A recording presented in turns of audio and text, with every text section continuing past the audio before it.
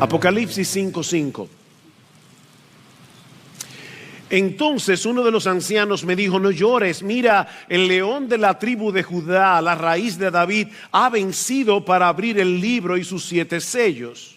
Miré y vi entre el trono con los 4 seres vivientes y los ancianos a un cordero de pie como inmolado. A un cordero de pie como inmolado.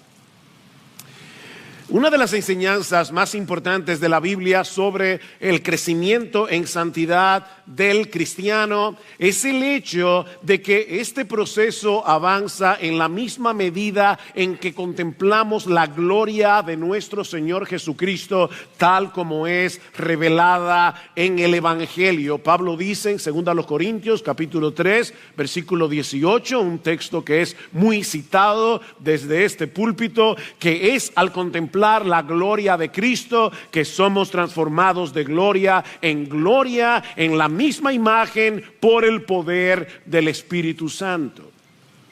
Y el principio que está detrás de la enseñanza de este texto es que todo el mundo termina convirtiéndose en lo que adora. ¿Oíste eso, mi hermano? Te conviertes en lo que adoras. De manera que mientras más claramente veas su gloria y te deleites en ella con admiración, la reflejarás más brillantemente. Es por eso que la Biblia nos advierte una y otra vez en contra de la idolatría, porque si permitimos que la gloria de Cristo sea eclipsada por cualquier cosa de este mundo, nuestro proceso de crecimiento espiritual, nuestro proceso de santificación será obstaculizado. Cristo es la meta de la santificación. Cristo es el motor de la santificación. La meta y el motor, las dos cosas a la vez. Ahora, hermanos, ¿en qué consiste la gloria de Cristo? ¿Qué es lo que hace de Cristo el ser más admirable de todo el universo? Bueno, antes de responder esa pregunta, pensemos por un momento cómo funciona nuestro sentido de admiración en sentido general. Cuando decimos admirar a una persona, usualmente se debe al balance que vemos en los rasgos más característicos de su personalidad. Es la armonía de sus virtudes lo que suele llamarnos la atención en aquellos individuos que consideramos admirables. Por ejemplo, si una persona posee fuertes convicciones, pero al mismo tiempo carece de compasión, carece de ternura, cuando habla hiere a todo el mundo por su aspereza, da la impresión de que nunca se equivoca, es posible que admiremos su determinación, pero es muy difícil que lleguemos a admirarlo como persona. Por el contrario, si alguien es amable, es tierno, pero es al mismo tiempo una veleta, que hoy dice una cosa y mañana dice otra para complacer a todo el mundo, difícilmente ese individuo provoque admiración.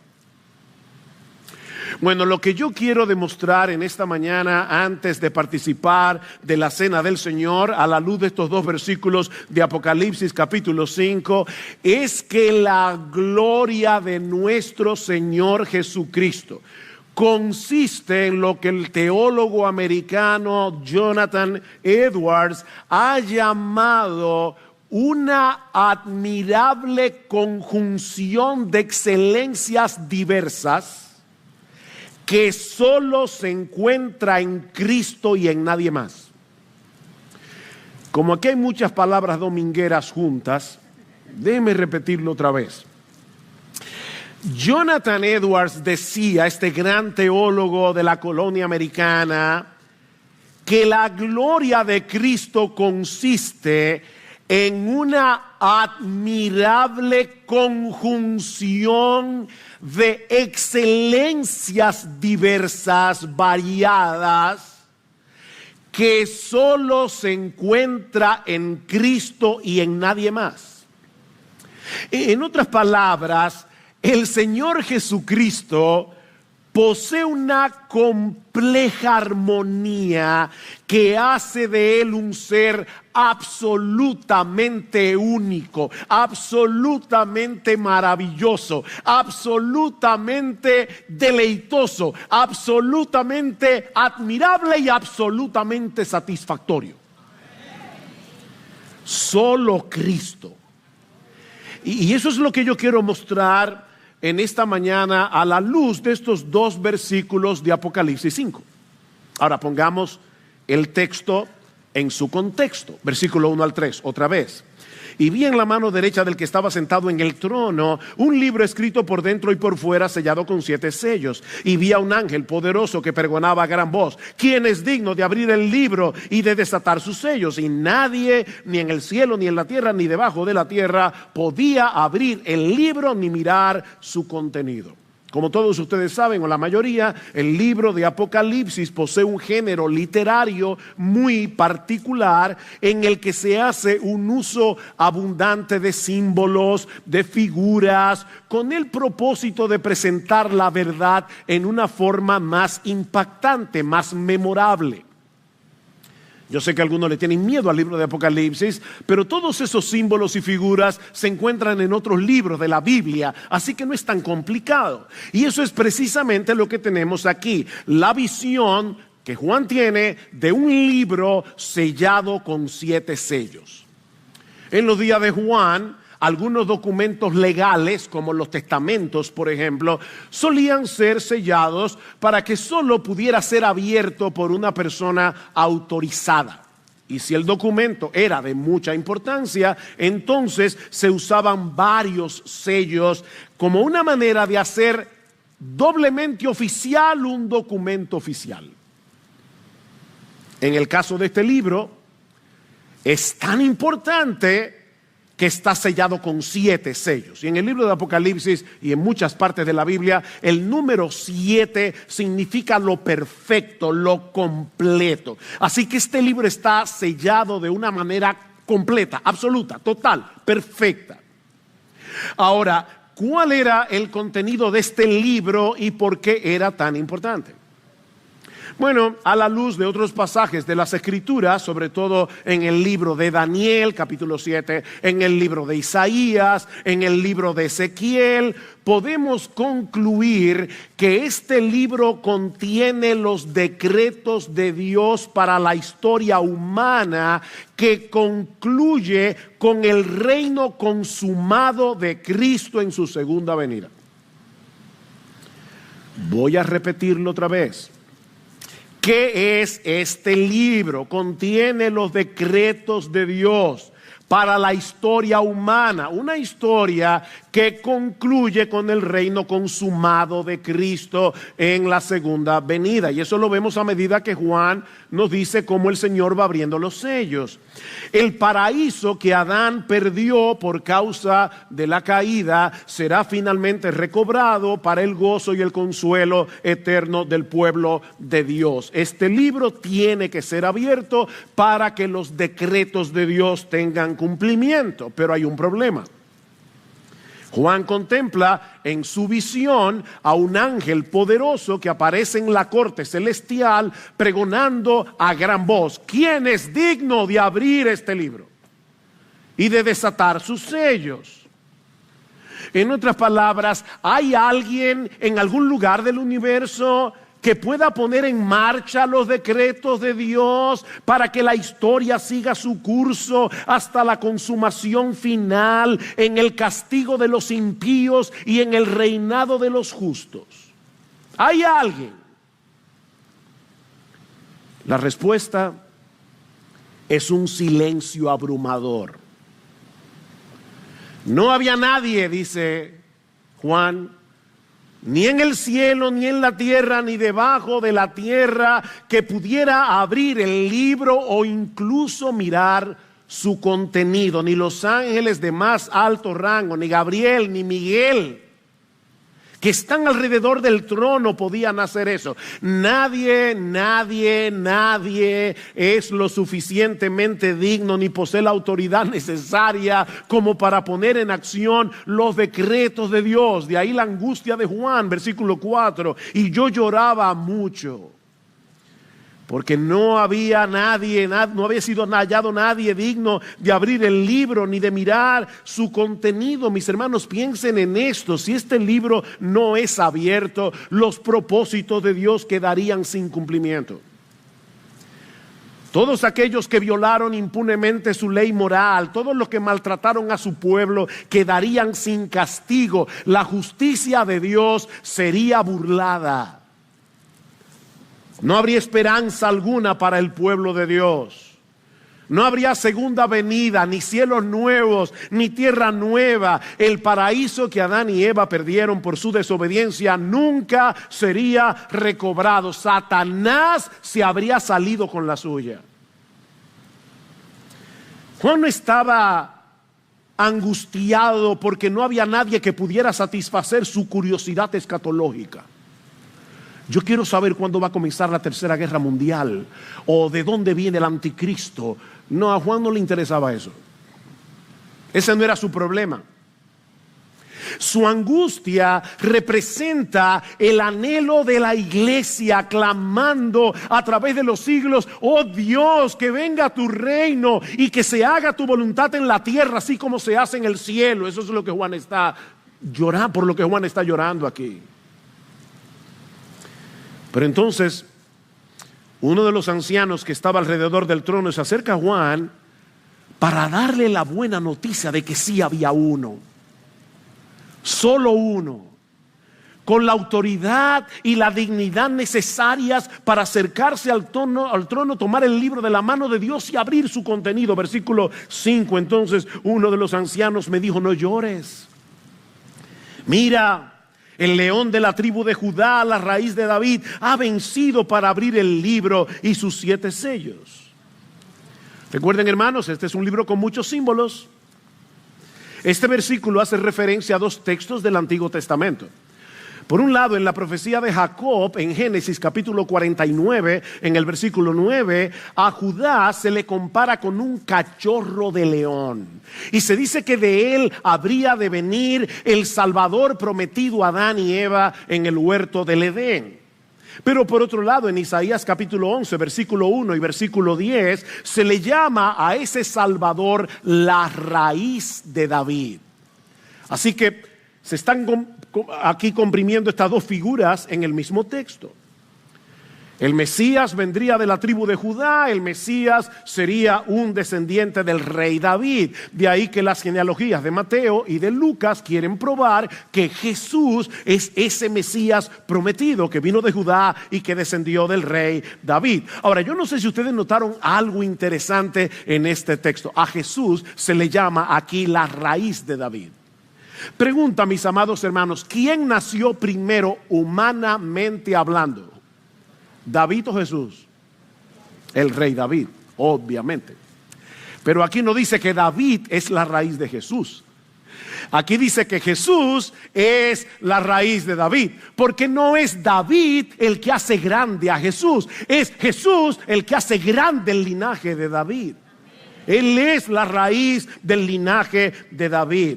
De manera que este león de la tribu de Judá, la raíz de David, es el único que posee autoridad y dignidad suficientes para abrir el libro y desatar sus sellos. Y él dice: porque él ha vencido.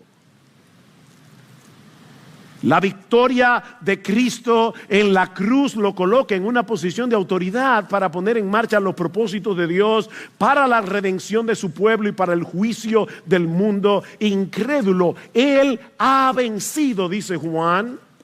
Y la idea es algo que ya sucedió una vez y para siempre. Cristo ya venció, mis hermanos, sobre todos los poderes del mal. Y por causa de nuestra unión con Él, tú y yo somos más que vencedores.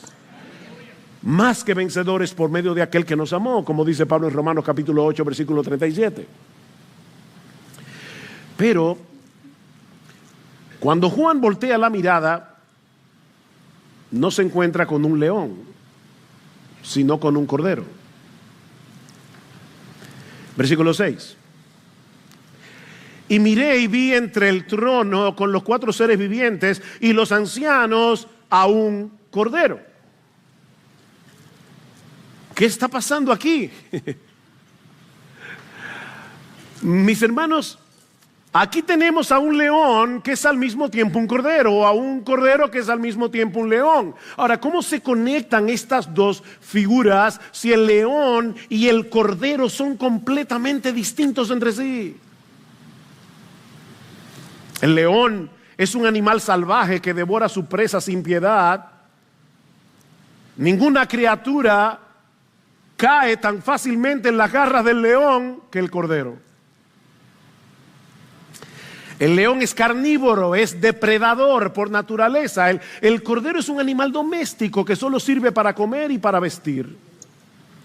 El león representa la fortaleza, la majestad. El cordero, la mansedumbre y la dependencia. Pero Cristo es presentado aquí simbólicamente no como un león o como un cordero, sino como un león que es un cordero, o como un cordero que es un león. Y para hacerlo más complicado, este cordero inmolado, es decir, este cordero que fue sacrificado en el altar, como hacían con los corderos de los sacrificios en el Antiguo Testamento, está de pie. O sea, el cordero sacrificado está vivo. ¿Ven? Y no solamente está vivo, tiene 7 cuernos, y esa es una figura que se usa en la Biblia como símbolo de poder y de autoridad. Yo no tengo tiempo, entonces es una breve meditación de Santa Cena, y por lo tanto yo no tengo tiempo para buscar los textos. Hagan su tarea, pero los cuernos en la Biblia son un símbolo de poder, son un símbolo de autoridad. Y este cordero que fue sacrificado en el altar no tiene un cuerno, ni 2, ni 3, ni 4, tiene 7, porque Él tiene perfecto poder, perfecta autoridad en el cielo y en la tierra. Ese cordero que fue inmolado. Versículo 8 dice: cuando tomó el libro, los 4 seres vivientes y los 24 ancianos se postraron delante del cordero. Tiene autoridad. Y cantaban, versículo 9, un cántico nuevo diciendo: digno eres de tomar el libro y de abrir su sello, porque tú fuiste inmolado y con tu sangre compraste para Dios a gente de toda tribu, pueblo, lengua y nación, y los has hecho un reino de sacerdotes para nuestro Dios, y reinarán sobre la tierra. No hay ninguna duda aquí. Cristo no tiene que pedirle permiso a la ONU para escribir este versículo. Tú y yo reinaremos sobre la tierra, porque este cordero está de pie, tiene 7 cuernos, tiene toda autoridad sobre el cielo y sobre la tierra. Ese es Cristo. Versículo 11: y miré y oí la voz de muchos ángeles alrededor del trono y de los seres vivientes y de los ancianos, y el número de ellos era miríada de miríadas y millares de millares, que decían a gran voz. De paso, siempre he dicho que cuando se habla de la alabanza en el cielo, en el libro de Apocalipsis, siempre se dice que es a gran voz. Mi hermano, no le cantes a Cristo con un chorrito de voz. Es a gran voz, a gran voz. El cordero que fue inmolado, digno es de recibir el poder, las riquezas, la sabiduría, la fortaleza, el honor, la gloria y la alabanza. Y a toda cosa creada que esté en el cielo, sobre la tierra, debajo de la tierra y del mar, y a todas las cosas que en ellas hay, oí decir: al que está sentado en el trono y al cordero sea la alabanza, la honra, la gloria y el dominio por los siglos de los siglos. Este cordero tiene poder, autoridad, dominio. Por esa razón no solamente es digno de adoración, este cordero es digno de terror para el mundo incrédulo. Escuchen lo que dice más adelante en el capítulo 6, versículo 15.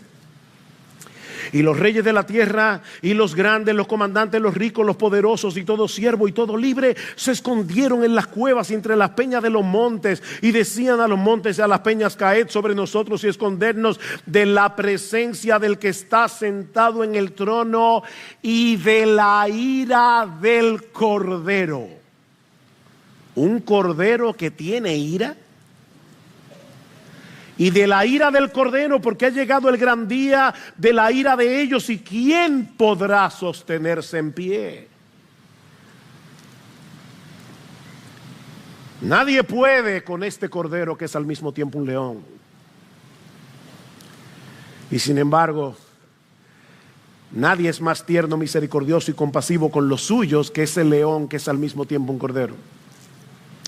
Noten en el capítulo 7 de Apocalipsis, versículos 9 y 10. Después de esto miré y vi una gran multitud que nadie podía contar, de todas las naciones, tribus, pueblos y lenguas, de pie delante del trono y delante del Cordero, vestidos con vestiduras blancas y con palmas en las manos. ¿Estaban temblando de miedo? No. Y clamaban a gran voz: la salvación pertenece a nuestro Dios, que está sentado en el trono, y al Cordero.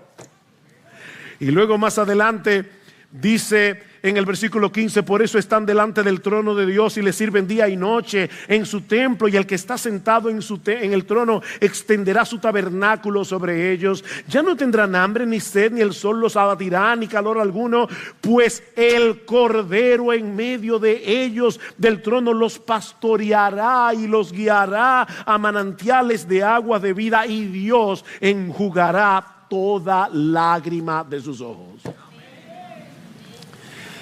¿Quién es más fiero que este Cordero, que es al mismo tiempo un león? Pero ¿quién es más tierno que este león, que es al mismo tiempo un cordero? Mis hermanos, es de esa admirable conjunción de excelencias diversas que habla Jonathan Edwards. Esa conjunción de excelencias diversas que hacen de Jesús una persona absolutamente única, absolutamente incomparable y absolutamente admirable. Él es verdadero Dios y verdadero hombre. Posee una grandeza y exaltación infinitas y está dispuesto a descender hasta lo más bajo, como dice Pablo en Filipenses capítulo 5, siendo igual a Dios, en forma de Dios. No estimó el ser igual a Dios como cosa que aferrarse, sino que se despojó a sí mismo, tomando forma de siervo, hecho semejante a los hombres. Ya fue demasiado que se humillara haciéndose hombre, pero no solamente se hizo hombre, se hizo siervo. Y no solamente se hizo siervo, sino que se hizo obediente hasta la muerte, y muerte de cruz. Cristo descendió y descendió y descendió, siendo el más alto, el más exaltado. En su naturaleza divina, Cristo está en todo lugar al mismo tiempo, pero en su naturaleza humana solo se encuentra en un lugar a la vez. Él es el todopoderoso, pero muere en debilidad. Lo sabe todo en su naturaleza divina, pero no lo sabe todo en su naturaleza humana. Aborrece el pecado con todo su ser, y como juez del universo de ninguna manera puede tener por inocente al culpable, pero por amor a pecadores decide asumir nuestra culpa y ser tratado como un criminal para que tú y yo pudiéramos ser absueltos en el tribunal de Dios. Mis hermanos, ¿cómo puede conjugarse en una misma persona tanta justicia, tanta santidad, con tanta gracia, tanta compasión y tanta misericordia? Como Dios posee un dominio absoluto sobre todo lo creado, pero toma sobre sí una naturaleza humana y se hace enteramente dependiente. Es digno de toda gloria y de adoración, pero decide soportar con paciencia que sus criaturas, las que Él hizo, lo traten como a una escoria humana, como a una basura. Mira, tú y yo sabemos lo difícil que es para cualquiera de nosotros soportar un maltrato injusto. Pero el león de la tribu de Judá se dejó llevar como un cordero al matadero, sin hacer el menor esfuerzo para defenderse. Y muriendo en debilidad, obtiene una victoria aplastante sobre las huestes del mal. Él gana perdiendo. Cito aquí otra vez a Jonathan Edwards. El diablo, por así decirlo, se tragó a Cristo como el gran pez hizo con Jonás, pero fue un veneno mortal para él. Cristo le propinó una herida mortal en sus propias entrañas y hasta el día de hoy el diablo continúa padeciendo la enfermedad que le produjo aquello que en aquel momento se tragó como a una presa. El diablo se tragó a Cristo y le indigestó.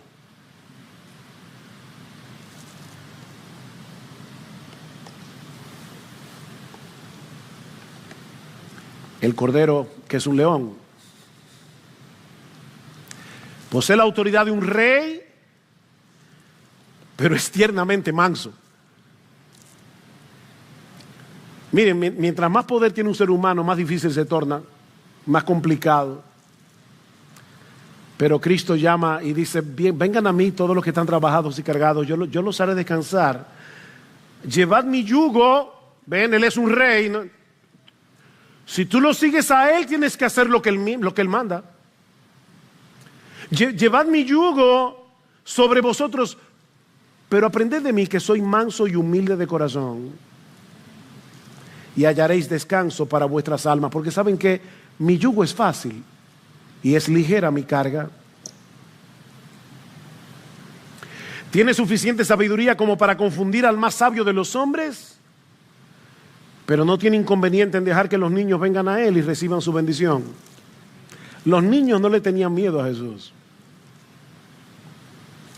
Sus riquezas no tienen límites, pero Él escogió a los pobres de este mundo para hacerlos ricos en fe, dice en Santiago. El más grande se asocia con los más débiles, con los más despreciados. ¿Ven el contraste, hermanos? Tan manso y tan poderoso, tan santo y tan lleno de gracia, tan grande y tan bondadoso, tan trascendente y tan condescendiente, tan fiero como un león y tan tierno como un cordero. Comentando acerca de este contraste, dice Spurgeon: ves a Jesús como el león de la tribu de Judá y te das cuenta de su poder infinito y majestuosidad real. Luego miras otra vez y ves a Jesús como el cordero que fue sacrificado por tus pecados. La majestuosidad y la mansedumbre, la fuerza y la ternura, la realeza y la sencillez, todas se combinan en Él. Él es un león en la fuerza y un cordero en el sacrificio. Y el gran teólogo puritano John Owen decía: no hay nada que pueda ser comparado con Él, no hay nada que se le asemeje, no hay nada que se pueda igualar a Cristo en su persona, en su obra y en su gracia. Él es incomparablemente exaltado y glorioso. Ningún otro ser o cosa puede siquiera acercarse a la grandeza y excelencia que se encuentran en Cristo Jesús.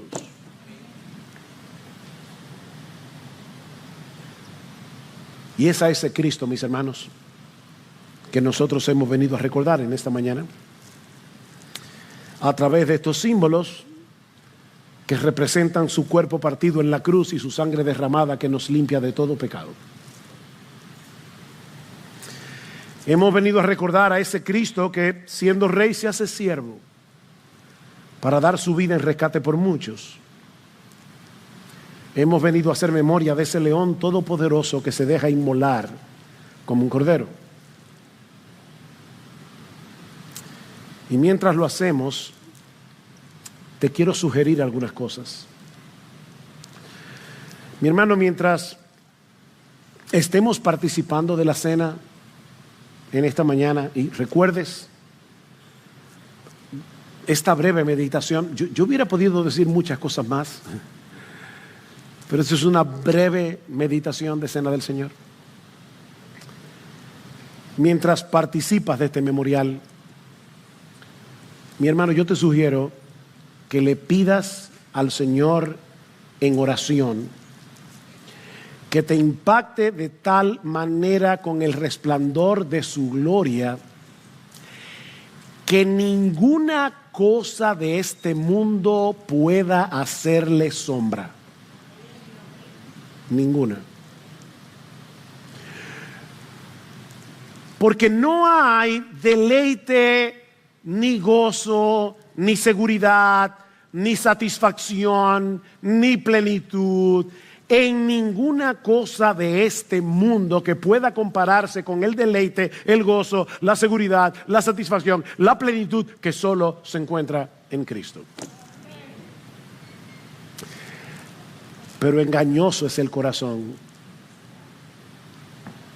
Nuestro corazón está todo el tiempo, el pecado que mora en nosotros, tratando de convencernos de que aparte de Jesús necesitamos algo más. No, tú no necesitas nada más. Porque si lo tienes a Él, lo tienes todo. Y si no lo tienes a Él, tú no tienes nada. Nada.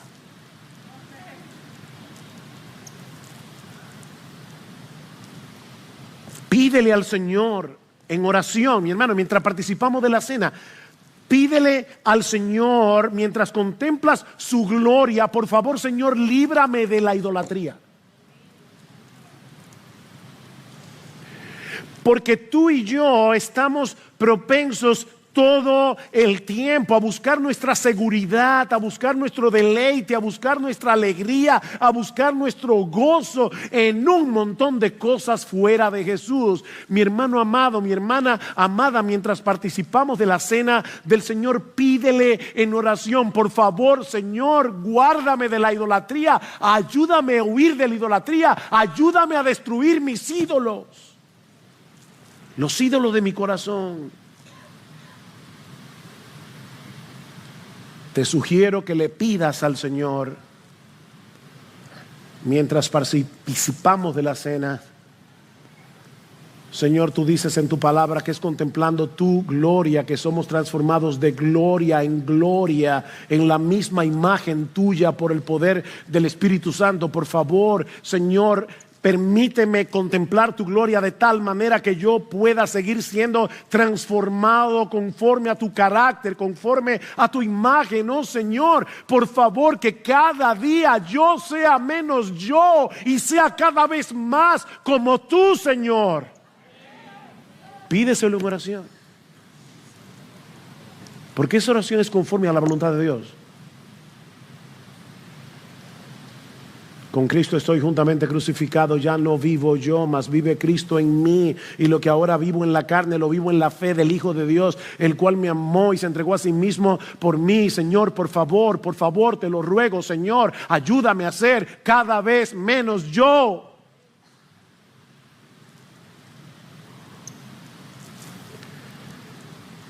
Y si tú estás aquí sin Cristo en esta mañana, si tú no has venido nunca a Cristo en arrepentimiento y fe, y puedes decir con certeza que eres salvo, yo quiero hacerte una pregunta mientras participamos de la cena. ¿Qué es eso que te parece tan valioso a tus ojos que piensas que es un buen negocio intercambiarlo por Cristo?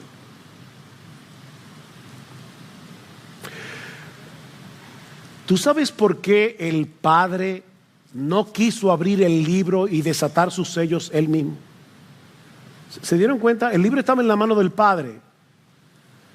Y dice: ¿quién es digno de abrir este libro? ¿Por qué el Padre mismo no lo abrió? Mi amigo, la respuesta es porque si no hubiera sido abierto a través de un mediador, de ese mediador que fue inmolado por nuestros pecados, en ese juicio no habría más que palabras de juicio contra toda la raza humana. Pero Cristo se hizo hombre, murió en una cruz, resucitó al tercer día para que todo aquel que en él cree no se pierda, mas tenga vida eterna. Ese Cordero de Dios fue sacrificado por pecadores y ahora está de pie como Señor del universo, porque la muerte no pudo retenerlo. Hay un Cordero sentado en el trono del universo ofreciendo gracia y perdón, cuando todavía es posible encontrar gracia y perdón. Pero ¿sabes qué, mi amigo? Algún día ese Cordero estará sentado en el tribunal de Dios para juzgar a los vivos y a los muertos. Y ese día solo saldrán de su tribunal dos veredictos: vida eterna o condenación perpetua. ¿Y sabes qué? Aunque el veredicto de condenación se hará público ese día, mi amigo, tú tienes que saber, yo debo decirte por la palabra de Dios, que el tribunal ya pasó sentencia sobre ti por causa de tus pecados y por causa de tu incredulidad. Tú no vas a ser condenado en aquel día, no. En aquel día la condena se hará pública, pero ya tú estás condenado. La sentencia ya fue emitida contra ti por causa de tus pecados. Dice en Juan 3, el que en él cree no es condenado, pero el que no cree ya ha sido condenado, porque no ha creído en el nombre del unigénito Hijo de Dios. Ya tú estás condenado. La buena noticia del Evangelio es que esa sentencia puede ser revocada en este mismo instante. Si te arrepientes de tus pecados y confías únicamente en Él para ser salvo. Ese Cordero que fue inmolado, ese león de la tribu de Judá, será hoy tu Salvador, si vienes a Él en arrepentimiento y fe. Ven a Cristo, mi amigo, y ven ahora. Porque dice la Biblia que no hay otro nombre, no puede haber otro nombre, solo Él es digno. No hay otro nombre bajo el cielo dado a los hombres en el cual podamos ser salvos, excepto en el nombre de nuestro gran Dios y Salvador,